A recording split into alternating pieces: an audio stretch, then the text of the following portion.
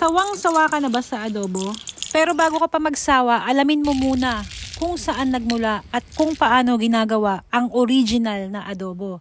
Magandang araw mga ka-backyard. For today's video ay magluluto tayo ng original na adobo o yung adobo sa asin.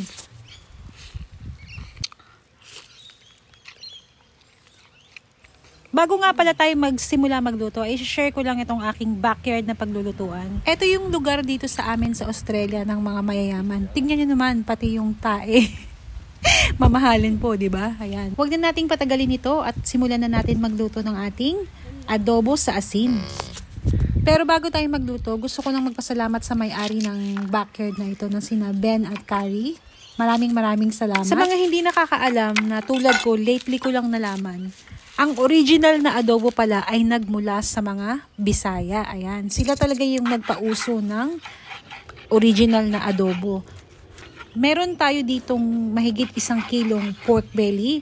Hinihiwa-hiwa ko lang yan into cubes. Ayan. At pagkatapos kong mahiwa yan ay lalamasin ko lang yan sa asin. Importante na lamasin natin ito sa asin kasi para maalis yung kanyang amoy at talagang malinisan natin yan. At pagkatapos nga natin yung malamas sa asin at mahugasan ng maigi ay pagsasama-samahin lang natin itong ating karneng pork belly dito sa kawali at ilalagay lang natin yung ating mga rekado. Ayan, bawang. Nilagyan ko ng maraming bawang at pamintang buo. Lalagyan ko rin yan ng laurel para mas bumango yung ating adobo at syempre, ito nga yung asin. Para naman mas matanggal yung langsa niyan ay lalagyan din natin yan ng suka. Yan yung magsisilbing pang preserve nitong ating adobo na ginagamit noong unang panahon. At kung nakaabot ka sa part ng video na ito, paki-comment lang mga ka-backyard kung saan bansa kayo nakatira para malaman natin kung hanggang saan nakakaabot itong ating video.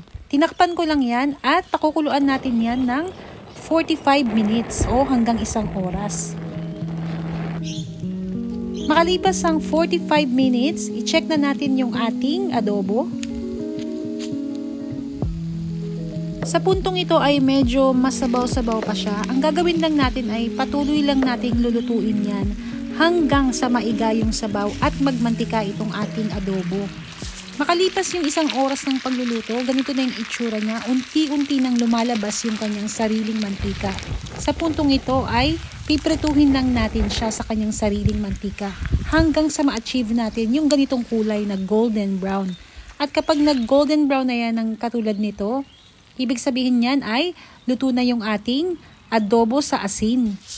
Kung kayo po ay natatakam ng tulad ko, paki-comment naman mga ka-backyard at paki-share na rin itong ating video. Ayan.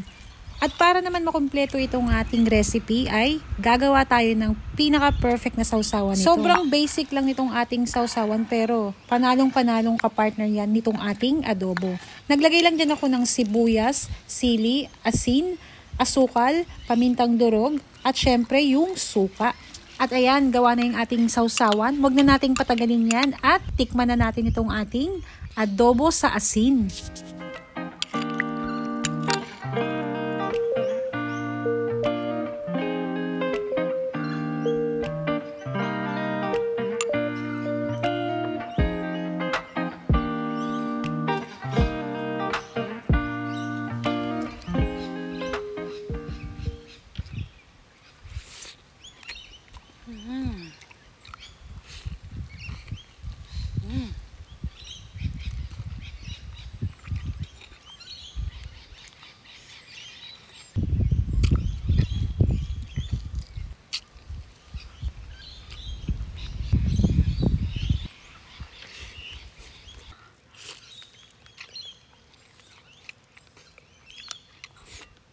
Sana po ay meron kayong natutunan dito sa ating inilutong adobo sa asin o yung original na adobo.